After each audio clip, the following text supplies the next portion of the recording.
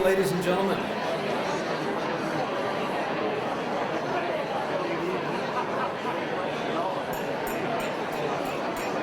Good morning, ladies and gentlemen, and we are delighted to have you to this spring's Pancakes at Providence. Let's thank Chef Marshall Morris and his staff.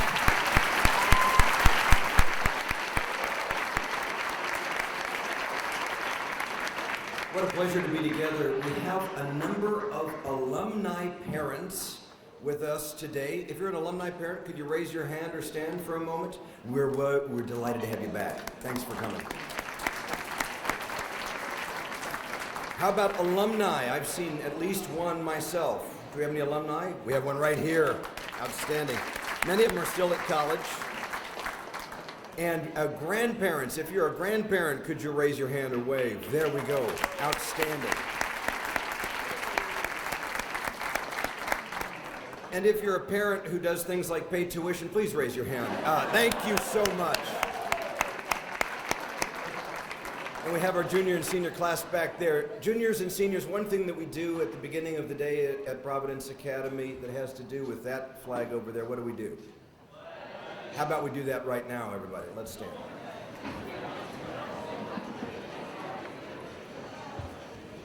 I pledge allegiance to the flag of the United States of America and to the republic for which it stands, one nation, under God, indivisible, with liberty and justice for all. We want to thank you for your patience with road construction and all other impediments to be able to make it here this morning. This is a great day for us. The dome is down, the Art Center is up.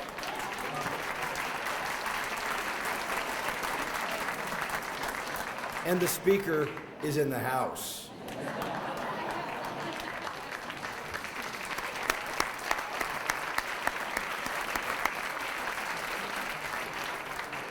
Dr. Newt Gingrich may be best known to high schoolers as a Fox News contributor, but he also had a life before becoming a TV star.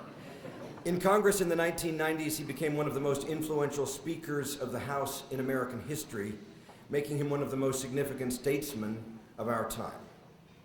Speaker Gingrich made a run for president in 2012, and my favorite moment in that campaign came when a debate moderator looked at all the candidates and asked them to describe themselves in one word.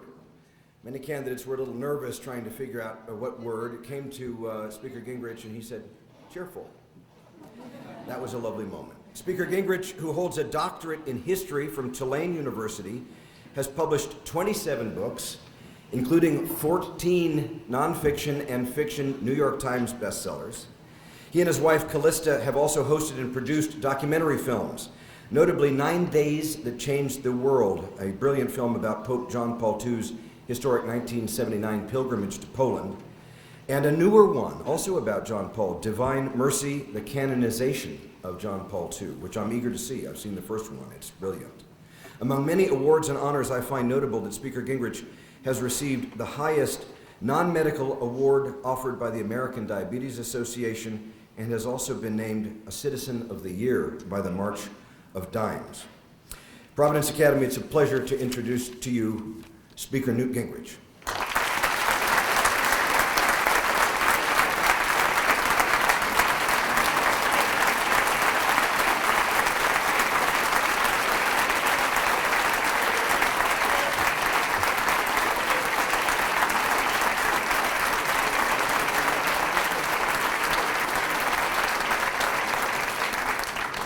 This is a very impressive room, a little more impressive towards the back, but still very impressive. And I'm honored to have a chance both to talk with juniors and seniors and also to talk with parents and various people who happen to randomly wander in because they were stopped by construction and didn't know what else to do. We actually went several places yesterday, both in Indiana. I was down in Purdue yesterday morning. And then we got here, and everywhere we went, we clearly had left winter and entered construction as the only other season that exists. And we kept running into various detours. It was amazing. I'm delighted to be here.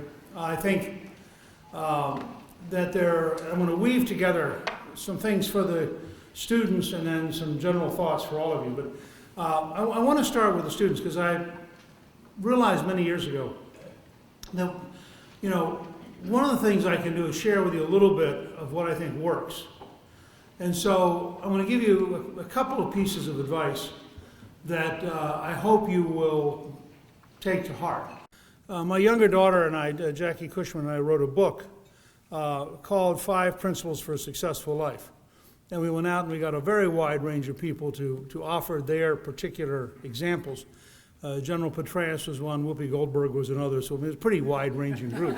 But I want to start by just sharing with all of you, and this I developed this many years ago when I would go and talk to 5th and 6th graders as a member of Congress, and I realized, if you're in the 5th or 6th grade, you actually don't understand or care a whole lot about how conference committees between the House and Senate work. But you're very curious about how life works. And so we came up with 5 principles. The first was to dream big. I particularly say this to younger people, although it's true for everybody. It's part of the American culture that you can be Colonel Sanders, be bankrupt 3 times, come back and invent Kentucky Fried Chicken. We really do have a very deep tradition. You can be Steve Jobs, invent Apple, be forced out of Apple, come back to Apple, be asked to save Apple, invent a totally new thing people thought was nuts, called the iPod, turn out to be a huge successful winner, and take Apple into a whole new commercial venture of dealing directly with customers.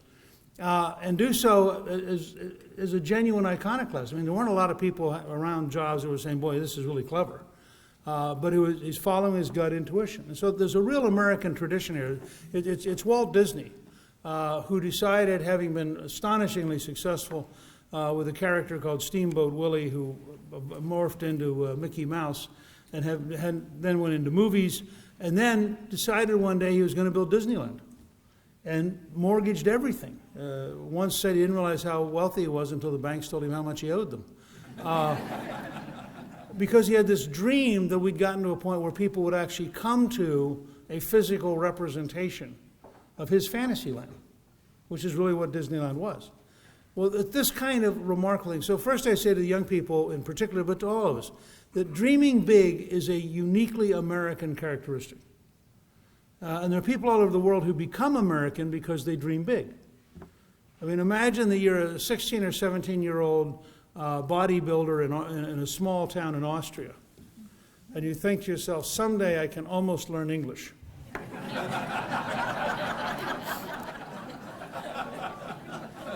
And you end up as governor of California. I mean, that's part of the American system. If you're going to dream big, however, the second rule, which is the one that stops a lot of people, particularly in the last generation or so where I think we've gotten out of touch with reality, is you have to work hard. Everybody I talked to, I remember one time I was griping about the amount I was working, which was about 80 hours a week at the time.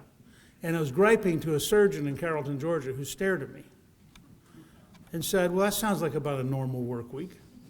He said, by the time you visit the patients in the hospital, do the surgery, and then read the material to stay current in your profession, and then fill out the red tape that the idiots at the insurance company and the federal government want, you put in about 80 hours or you're not competent. And it was a very interesting revelation. I mean, you watch professional golfers who start the day by hitting 500 balls. Because if you don't do that, you're not going to be a professional golfer very long. And so to really be good at anything, you have to be prepared to work hard. So your big dream has to be matched by your willingness to work to make the big dream become real. Otherwise, it's not a dream, it's a fantasy. There's a third part, which is fascinating, and you're seeing some of it in the presidential race right now. And that is, no matter how old you are and no matter how well you've done, today is a new day and you have to learn. And so learning every day is a key part of this. I believe this so much that my core leadership model is listen, learn, help, and lead, in that order. That you need to listen to people, you have to learn from them, not just listen transactionally, but actually learn from them. What are they saying? Why are they saying it? Why does it matter to them? When you do that, you almost always help them. Think of the languages. We get it out in the open. We get it off our chest. We ventilate. And if people know that you will listen and learn and help, they'll ask you to lead. When they ask you to lead, You tell them your vision of what you're going to try to accomplish and your strategies, and you immediately say, what do you think? And you go back to listening again. And you turn every person into an advisor because you give them permission to help you improve your plan. So if you dream big and you work hard and you learn every day, I would say the fourth principle is that you have to enjoy life.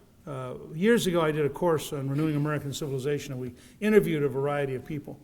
And we interviewed the man who had founded TGI Fridays and Steak and Ale, and he founded various restaurant chains that had 9 million employees. And he said, no matter what your age, he said, people come to me and they're 50 years old and they want to change professions and they want my advice. And my first question is very simple. What do you enjoy? Because to do anything well, you have to like it enough that you're happy doing it. Because you can't force yourself to do something often enough to do it really, really well. You can do it adequately. You can force adequacy. You can't force brilliance. And that's why, again, to go back to golf for a second, if you watch, there's some golfers who, even if they're coming in 23rd, as you watch them on TV, they're really happy. And the reason they're really happy is they're golfing. And they really like to golf. And you say to them, so what are you going to do next week after the tournament? Oh, I'm going to go back home and golf for a while. It's really exciting. They really like it. Really good historians love reading history. I was up looking at your antiquities collection, which is really quite remarkable for a school this size. And I was thinking, as somebody who taught history and studied history, every single item up there attracted me and made me want to spend an hour understanding it better. Because I really like history. So, if you are dreaming big and you're working hard and you're learning every day and you're enjoying life, and if you're not enjoying life, change. I called a friend one time because I was feeling depressed and whiny, and it was in the middle of my it took 16 years to create a majority. And we failed in 80, 82, 84, 86, 88, 90, and 92. And there are places in there, I'd say to people, we can do it, and they'd say, no, we can't. And the election would come, and they were right. And then I'd say, well, we can do it next time. They go, no, you can't. So when we finally won in 94, a lot of people said, boy, that was really miraculous. And I thought, no, that was an enormous amount of work for 16 years. So in the middle of this long trek, I was feeling whiny. And I called a very wise friend of mine. And I said, I'm giving up my life to do this. And he said, that's just stupid. He said, that is your life. Now, if you don't want that to be your life, go do something else. But understand, you're not giving up something to do this. You've chosen to invest your life in doing it. And so I would say to all of you, at whatever age, if you don't enjoy what you're doing, think for a while deeply about what do you enjoy, and then try to figure out if you can make a living at what you would enjoy. Because you'll become much better at what you enjoy than you're going to be at what you don't like. So the last principle, which is being true to yourself. In the end, this relates some to young people because they get social peer coercion, but so do all of you. In the end, you have to be able to look in the mirror and decide that you have made your decisions, that you've lived up to your values, that you're part of who you are. So I share those with you because I think those 5 principles actually enable somebody to start organizing and thinking about doing a lot of different things. Now, we combine with that a couple of specific ideas. One is cheerful persistence. Nothing that matters gets done unless you're persistent. It's just the world's too hard, and so you got to work at it. But in America, being cheerful is an enormous advantage. There are some countries where smiling just gets you killed. This is not one of them. If you can acquire the ability to discipline yourself, and it's discipline smiling. If you watch Franklin Delano Roosevelt or Ronald Reagan, they were remarkably positive all the time. Now, Roosevelt was in a wheelchair, having had polio. But he had disciplined himself to be positive. And the reason that works is, and think about it in your own life, somebody who walks up to you smiling automatically triggers a different set of endorphins than somebody who walks up looking angry. Somebody who looks angry, you back off. Somebody who's smiling, you start to open up. And I found in the early years when I was trying to create a majority, the leadership did not particularly like me. I was a troublemaker. They were all defeated. They were used to being in the minority. They cut deals with the Democrats. They understood how the world worked. And I came along and I said, gee, why don't we become a majority? Well, first of all, that meant that it would break up all their deals with the Democrats, because the Democrats would get really mad, because they didn't want us to be a majority. Second, it would mean you had to actually work hard, because you can be in the minority and do nothing. Well, you have to vote no occasionally. But to get to be a majority, you have to work really hard.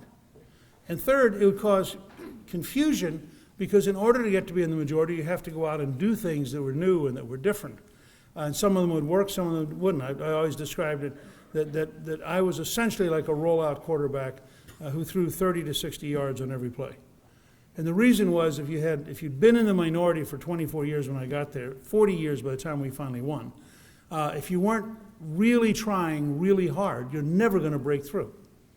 So when we were determined to break through. So I found out if I went to the leadership, and the great rule with leadership is never surprise them. So I'd go and I'd say, I'm about to do X. Now I wouldn't go say, would you give me permission to do X? Because they'd never give me permission to do X. But I'd say, I'm going to go do X unless you veto it. As long as I was smiling when I walked up, they couldn't figure out how not to talk to me. I'd say, okay, oh, here comes Gingrich. What kind of idiotic thing does he want to do now? And I would not say to him, please approve this, because they wouldn't approve. What I'd say to him is, I'm going to do this unless you veto it. Now, a person who's risk averse won't veto any more than they'll approve. But I've now taken the responsibility on my shoulders. I said, I'm telling you I'm going to do this unless you veto it. And they'd most of the time go, well, this is really stupid, and he's going to run straight into a wall. But if he wants to spend his life running into walls, I'm not going to stop him. And the trick was occasionally he would actually find the door. And we get something done. I will say to all of the people here, both adults and the rising high school members, if you have not read it, you should buy in paperback Peter Drucker's The Effective Executive. It is the best single book ever written on how to be effective. And I think you will find it to be a remarkable book. Let me talk briefly about culture, because I think it really is important. I think what you're doing here really is important. As we're learning in the Middle East, cultures are very dense. Cultures last a long time. And cultures are set up of all sorts of values. It used to be said, for example, that in North Carolina, you had Germans who came across in the 18th century, and you had the Scots-Irish. And if you go down to Mecklenburg County, which is Charlotte, which is named for, obviously, a German group, you could tell whose farm it was by how they looked. The Scots-Irish had placed a very high value on enjoying life, starting with alcohol and fiddles and going from there. The Germans placed a really high value on neatness. So if you saw a farm and it was perfectly painted, and the fences were all perfectly aligned, and the horses had been groomed, you knew it was a German farm. If you saw a farm where some of the fence was falling down, it was last painted 4 years ago, but there were 3 guys on the front porch talking, you knew it was a Scots-Irish farm. Because cultures have these power. Cultures teach us what's acceptable and what isn't acceptable. And one of the great experiments, which has frankly come close to wrecking the country, has been a movement that gained real momentum in the 60s. Its roots are much older than that. But a movement which basically said you don't have to learn how to be an American. We're not going to teach you American history. We're not going to talk about American values. And this was the movement that thought we could wave a magic wand in the Middle East and create democracy. Because it totally misunderstood what democracy is. Democracy is this very complex set of rules that we all learn subliminally just by how we live our lives. It's the ability of a group to make a decision and enforce it. So you get together, whether it's for baseball or for soccer or for field hockey, or you get together to organize a scout troop, and somehow the rules develop, people work together, you build a team. It's the idea of being smart. I was down at the Masters, and there's this wonderful moment. General Eisenhower, later President Eisenhower, was a very avid golfer. And On the 17th hole, there was a huge loblolly pine tree in the very middle of the fairway. And Eisenhower kept hitting the tree. And it just drove him crazy. And so he began lobbying to cut the tree down. Because it made the 17th hole just really hard. So in 1956, they have a meeting of the membership. And the President of the United States, Dwight David Eisenhower, 5-star general, commander of Allied forces in Europe, shows up at the meeting. And they get to the end of the meeting, and the President of Augusta says, "Is there any other business?" And Ike raises his hand and says, "Am I in order to move to cut down the tree on the 17th fairway?" And the president of the club said, "No, you're not." Boom. Meeting adjourned. Now, the reason I love this story, here is the most powerful and most respected person of his generation, who, when he leaves the White House to go to his club meeting, is a member of the club, is subordinate to the rules of the club, and is obedient to the person chosen to be president. And that's the heart of the American model, that all of us have a chance. All of us can be entrepreneurs. All of us have a chance to go and be stars in whatever field we love. All of us have a chance to achieve things. And because we have such a deep, passionate belief in private property rights, all of us have a chance to keep what we earn. And all of that is being eroded by a deliberate effort to create an uncultured America.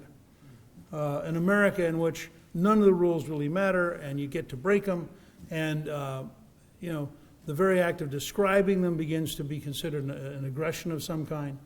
And I think it's very important that institutions like this teach the core of American civilization. And the core of American civilization inherently goes back to Christianity.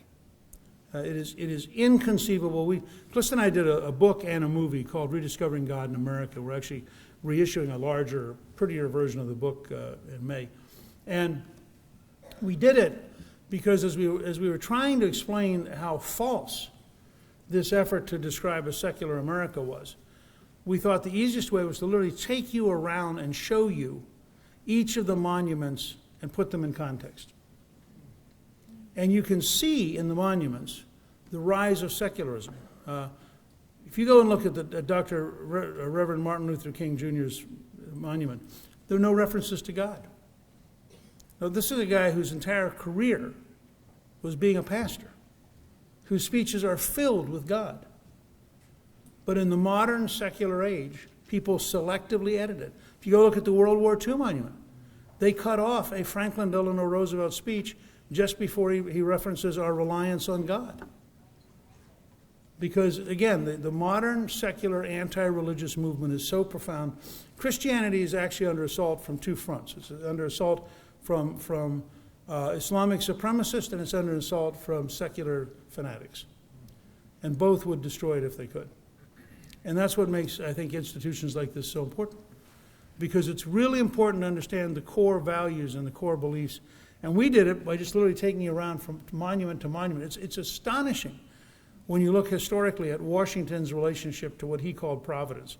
When you look at Jefferson, who modern people will tell you, oh, he's really very secular. Well, no, he's not. Jefferson says at one point, I've sworn upon the altar of God Almighty eternal hostility against all forms of tyranny over the minds of man. That's in the Jefferson Memorial. And I say to people, what do you think he meant by the term sworn upon the altar of God Almighty? And of course, if you're a modern socialist, left-wing secularist who has tenure at a major university, you say, well, that's really symbolic language. He really meant there was a grand purple banana. And, it's just, this is nutty stuff. And so you can go literally through all of them and have this sense. Read, you go to, if next time you visit Washington, go to the Lincoln Memorial and read aloud the second inaugural, which has reference after reference after reference to God. It's very short. I mean, it's all up there on the wall. And yet it describes, why has God allowed us to bleed? Maybe to repay the blood of the slaves. And it goes through a whole series of references to God and to the Almighty in a way that you can't explain Lincoln without some sense of how deeply he was affected and how deeply he had become religious during the war. Driven there, by the way, by pain, by being the man who's presiding over the war, which kills more Americans than any other campaign, any other war. All the other wars in our history kill fewer people than the Civil War. And Lincoln knew he personally was responsible, because at any time he could have quit, the South would have seceded, the Union would have ended, and the war would be over. And he concluded that freedom and liberty were worth dying for. That's why he gives the Gettysburg Address. So, in that setting, we've done 3 films that relate pretty directly to religion: Rediscovering God in America, 9 Days That Changed the World, and Divine Mercy. Divine Mercy is our newest film. Our next film will be, on May 20th, we are premiering The First American, which is about George Washington, at Mount Vernon. And it's a film to, again, place in context why Washington matters so deeply to this country. In that setting, I think the best movie we've done is 9 Days That Changed the World, about John Paul II. It's a movie that's almost magical for a couple of reasons. One is that my wife, Callista, sings in the Basilica Choir of the National Shrine of the Immaculate Conception, and they produced most of the music for the movie. So you have exactly the right kind of religious music underpinning the movie and putting the movie in context that just resonates as you watch it. The second reason was what happened to us. We were doing a film on Reagan, which we're very proud of, called Rendezvous with Destiny. And we were filming, interviewing Lech Wałęsa, the Solidarity leader who became the president of Poland, and we were in Gdansk, and we said to him, what was the breaking point? When could you tell the Soviet Union was in real trouble? And he said, because we thought we'd get a Reagan story. He said, it was in June of 1979 when Pope John Paul II came to Poland. He said, that was a decisive moment. I mean, all the other stuff was later. So we thought about that, and my wife is half Polish from near Krakow, and very devoutly Catholic. And so she was all excited by this point. We then went down to Prague and interviewed Václav Havel, who was not a particularly religious person, but had been the leader. He's a poet. He'd served 3 years in prison. He'd been the key rebel against the Soviets in Czechoslovakia, became president of Czechoslovakia. And we said to him, again, looking for that great Reagan anecdote, so what was the key moment? He said, it was when John Paul II came to Poland. So at that point, Callista looks at me and says, this next movie that we're doing.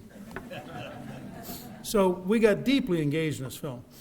And what we discovered that really made the movie magic was that the Catholic hierarchy distrusted the Soviet media and knew that they would try to either ignore his visit or cover it with very slanted coverage.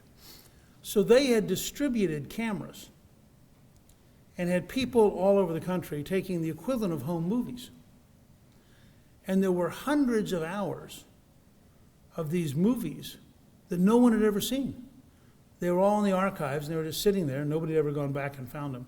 So Vince Haley, who is also very Catholic and who works with us and is a brilliant intellectual, and was the driving force intellectually behind the movie, Haley is assigned, he was going to get married, and we told him he could not come back from Poland to get married until he had negotiated an agreement for us to use the movies that the bishops owned.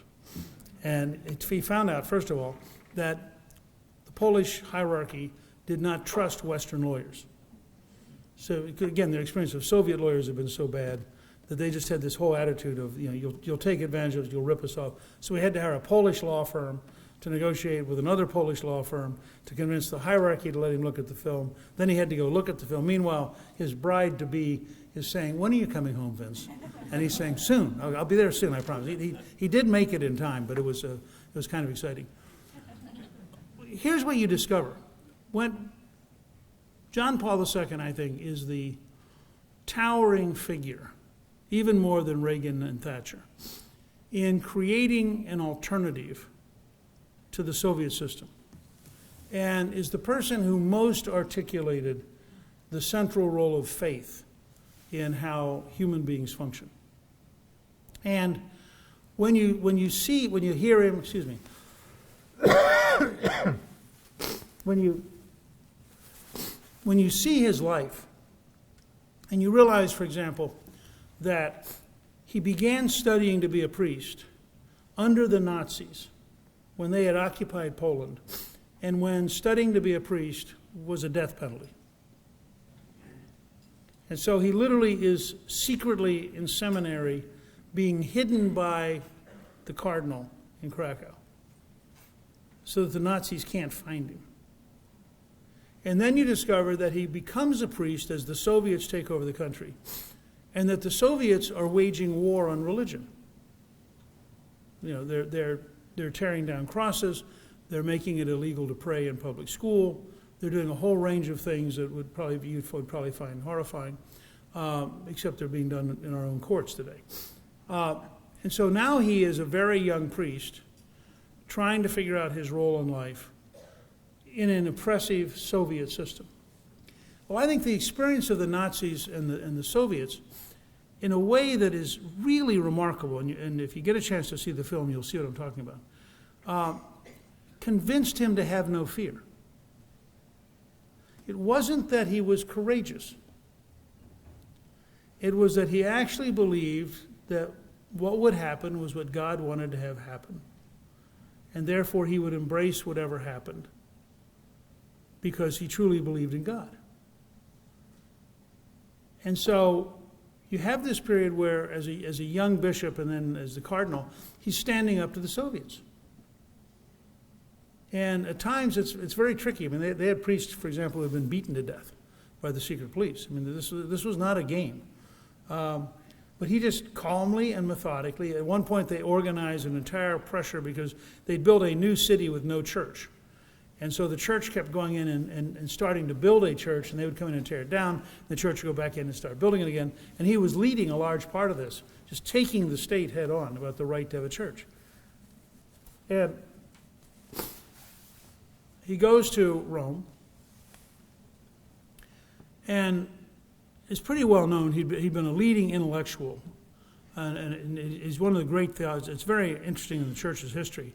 The two of the great theologians in the modern church are John Paul II and Benedict XVI. I mean, these are not people who need to have a theologian next to them. These are people who wrote theology and were deeply invested intellectually.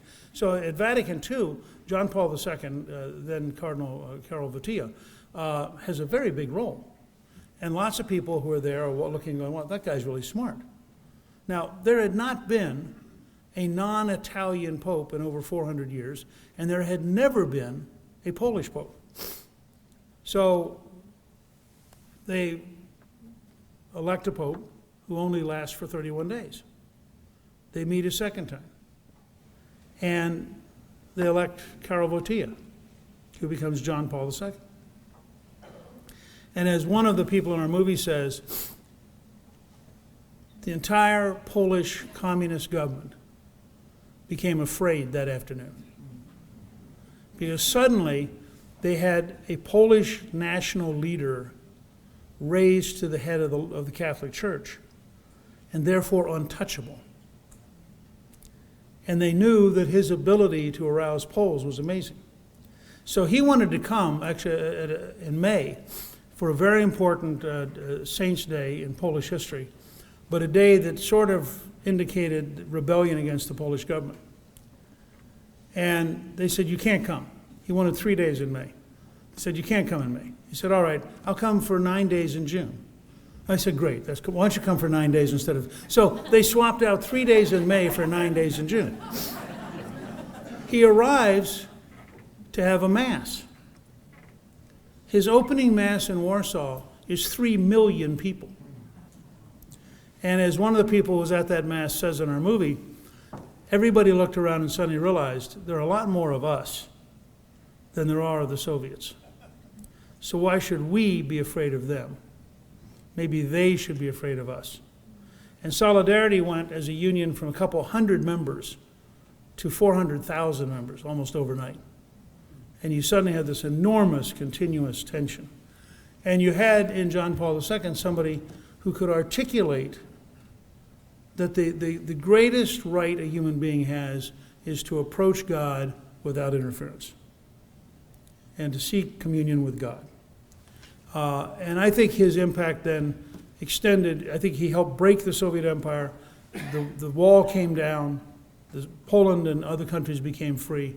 He then extended that across the planet. He's the most traveled pope in history, and really a remarkable figure. We were very privileged to be allowed to make the film, and I encourage you to look at it sometime, because you learn so many lessons about life. One of the virtues of studying great men and great women is that they teach you how to be better than you currently are. They teach you things that you think, gee, I see how I could do that. And I think this is, the John Paul II is one of the great examples of that. We have just a few minutes, I think 10 minutes, I think, to take questions. So do I just, go ahead. If you would stand up and then speak loudly. A number of our seniors are going to graduate in 6 weeks and go off to Catholic colleges. They're going to find out college is much less Catholic than their high school. So what advice would you have for them? Well, to be yourself. First of all, if you come to Catholic youth, feel free to come over to the Basilica for Mass. My wife sings there every Sunday. But I think this is a long dialogue we're having as a country, and we're having in the entire Western world. And we need a generation of missionaries who are prepared to stand up for what they think the truth is. And so I would say, to the degree that you have the courage to do it, stand up for what you believe. Form prayer groups with students who share your views. Find a priest who can mentor you and be part of what you're doing. And recognize that, it's always been like this. The disciples didn't go out and suddenly find that there were 600 million people who decided they wanted to be Christian. I mean, most of the disciples had a pretty hard time. We're not asking you to be shot with arrows like St. Stephen's. We're not asking you to be crucified upside down like Peter or Paul. So, I mean, compared to their sacrifices, we're just asking you occasionally to remain Catholic, even if the person next to you is an idiot.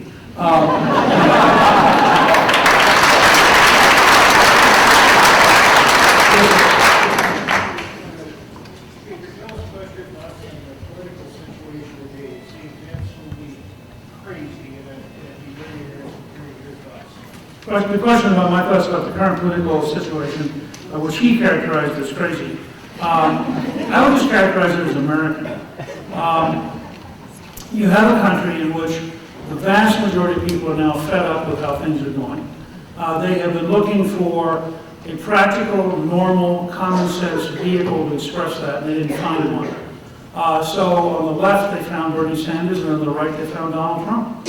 And they said, at least these two guys haven't sold out. And that's why it's become an extraordinary. I would say that the juniors and seniors in here, you are living through what will probably be one of the most extraordinary campaigns of your lifetime. So you ought to pay some attention to suggestions, because you'll see things and learn things that will be amazing before this campaign is over.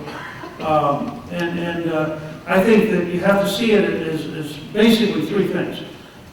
Candidates with the courage to be outsiders, which certainly you have Cruz to some extent, Trump to a much greater extent, and then Sanders. Second, an American people who want outsiders.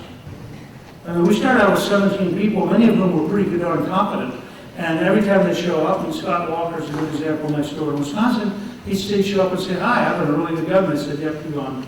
Because they didn't want a really good governor. They didn't want a really good senator. They wanted somebody who showed up and said, I think we need to kick over the table. And so there's been a real bias. The American people are fed up. Part of it's economics, part of it's political correctness, et cetera. And then third, I think, is the rise of new communications. I mean, there's a wonderful opportunity here to study communications, because in Trump's case, he's gotten about $2 billion in free media in a way that was literally Trump could not have existed 20 years ago, because the elite media wouldn't have covered it. And what's happened is with the rise of all the social media, they can't, it doesn't matter if they cover it. And so you now have this explosion of new information. That's going to go on from here on out. And it's going to have lots of interesting side effects. that affect us commercially. When you look at the rise of Amazon, I mean, these are all different. You look at the power of YouTube, the ability to Google things. I mean, these are all, very new by the standards of history. And we're only seeing the very beginning of that capacity to organize ourselves and communicate. How about one of the students way in the back? Okay? You really are way in the back. Thank you for taking that seriously. Okay, so Mr. Gingrich, how do you feel about the current state of campaign funding and specifically things like super PACs in the election this year? Yeah, I actually think it's funny if you look at it, because nobody wants to look at the data. So the left knows that they're supposed to chant Citizens United is bad, let's get rid of it. Look at what's actually happening. Bernie Sanders is running around the country saying to people, would you please send $27 to BernieSanders.com. He's now raised more money online in small units than Hillary Clinton. So when you talk about the power of money, is it the power of Goldman Sachs to give Hillary a big chunk of money? Or is it the power of 35,000 people to give more money than that? So Bernie Sanders' idea of a fundraiser is to go on television and say, hi, any of you who like me, please send $27. That's his fundraiser. I mean, she's running around going to all these meetings with rich people saying, I need your money, and she's getting $2,700. But he's getting 300 people to give $27, which those of you who did well with math know, is more than $2,700. So start there. Second, Trump is self-funding. Now, whether that's good or bad, my view is that under our Constitution, you cannot stop somebody from self-funding because it's freedom of speech, which to me says all candidates should be able to raise any amount they want to as long as they report it every night. Because the only way you're going to have parity for middle-class candidates is to let them have the same option. But you can't say that the campaign funding is a problem for Trump. And by the way, he's also he's somewhere between frugal and cheap. So I think he'll have done this whole campaign. He will have spent less money to have gotten more votes than anybody else. I mean, it's absolutely bizarre. If you had asked me a year ago, is this theoretically possible, I would have said no. It's just weird. So you have Hillary, who represents the old traditional order. You have Cruz, who is a more modern version of Hillary. You have Sanders, who represents the new populist grassroots electronic system. And you have Trump, who represents Trump. But remember, there are a couple of hundred people rich enough to do what Trump's doing. I mean, you could have had Bloomberg. Bloomberg spent $200 per vote to get elected mayor for the third time. I mean, it was obscene, it was anti-democratic, it undermines our whole system. But he's allowed to because of right of free speech. And I'd rather have the right of free speech and then extend it to everybody than try to restrict the right of free speech for people who are very, very I bet that means something. I'm going to take one last question. Yes. Can Donald Trump beat Hillary Clinton in a national election for president? Probably. I mean, who knows, but probably. I'll close this, but this is, by the way, useful to all of you as you think about how life works. No one, literally zero, in January 2015 would have told you Trump would be the front runner. No one 2 weeks ago would have told you he'd carry every single county in 5 states. That's 2 weeks ago. That is, given everything we had learned about Donald Trump, there was still no, including me, I wouldn't have said he's going to. If you said to me, how much do I bet he's going to carry every single county?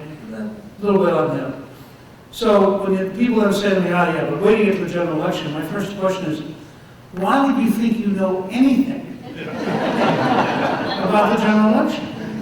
Because you haven't even seen this guy start. I mean, all he's been doing so far is just mopping up the Republican primaries. And he hasn't thought about the general election. And it'll be weird.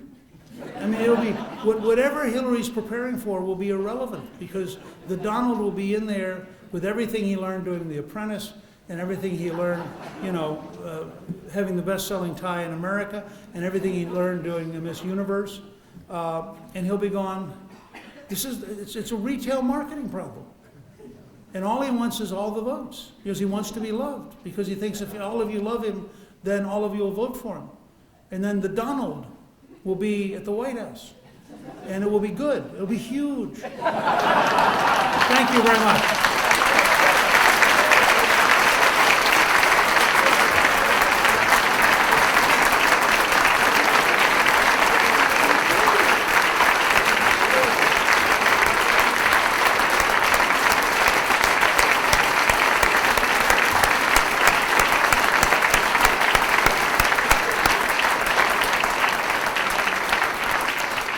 Mr. Speaker, we're very, very moved by your presence today, your words of wisdom, especially to our young people, the ones that we are dedicating our whole enterprise here to.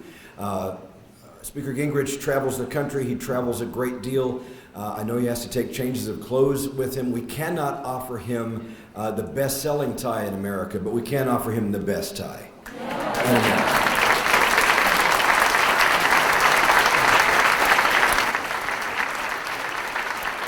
Thank you all. God bless you. We'll see you again next time.